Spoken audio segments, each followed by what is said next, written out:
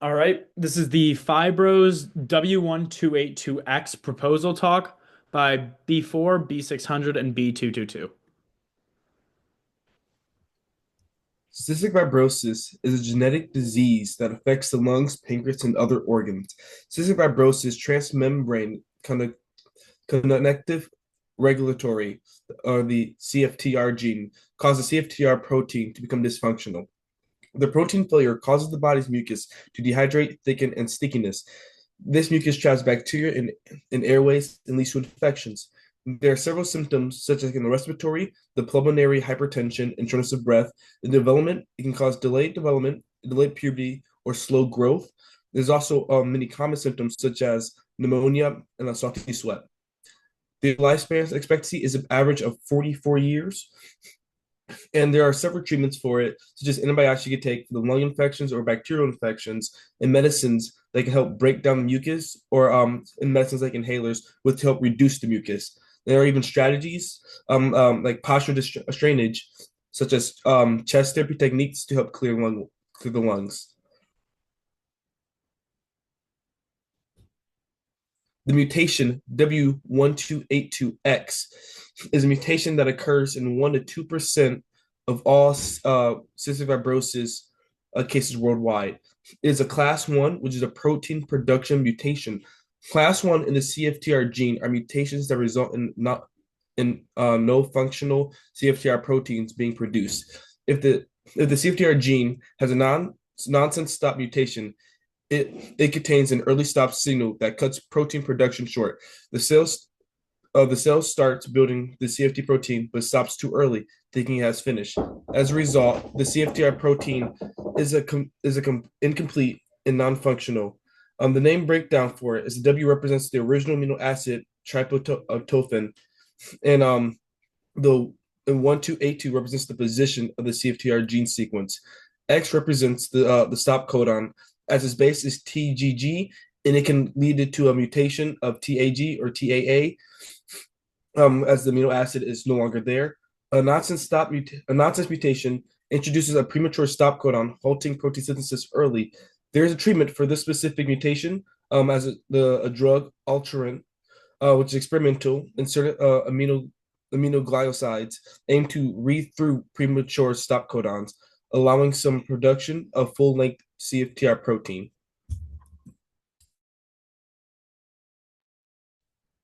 So, for our literature research, paper one focuses on diagnosing the W1282X mutation using biosensors technology. By monitoring DNA hybridization in real time, it provides a rapid and efficient method to distinguish between normal and mutant sequences, and it showed promise for clinical diagnostics. Methods that were used for paper one was PCR amplification. It amplified the W1282X region of the CFTR gene using biotinylated primers to create labeled products. They use biosensor testing. They monitored hybridization in real time using allele-specific oligonucleotide probes for normal and mutant sequences. And then hybridization monitoring, SPR measured the hybrid stability to distinguish between normal, heterozygous, and homozygous W1282X samples. They successfully found or differentiated normal, heterozygous, and homozygous W1282X samples within 40 minutes. And it demonstrated that SPR-based biosensors provide a fast, non-radioactive diagnostic method. As for Article 2, it explored a therapeutic approach to cystic fibrosis. It uses ASO's antisense oligonucleotides to skip exon 23 of the CFTR gene, which bypasses the W1282X mutation. Methods that were used was ASO design and screening. So 79 ASOs were screened in the CFTR W1282X cells to evaluate exon 23 skipping. As for cell testing, the lead ASOs were tested in nasal epithelial cells from a W1282X homozygous patient. And they were able to find that the leading ASOs, SPL 23.2 and SPL 23.3, significantly skipped over exon 23, which restored up to 20% CFTR activity. And it just highlighted the effectiveness of antisense oligonucleotides. All right. And now, starting with our primers and our PCR, we read the primer design section of our course pack and reviewed the genomic sequence of W1282X located on exon 23. And we looked at NCBI's variation viewer and found the gene sequence where our mutation occurs, which is right here. Um, the target DNA sequence is shown here, and highlighted portion of our strand is where we based our primers off of. So right here is, our target sequence. And the sign portion of the strand has TG and G, or tryptophan, and it is a wild type. However, if it is mutated, an adenine replaces the guanine and becomes a stop codon, or TGA. Knowing this, we created our forward and reverse primers, FBW1282XF and FBW1282XR, which is right here.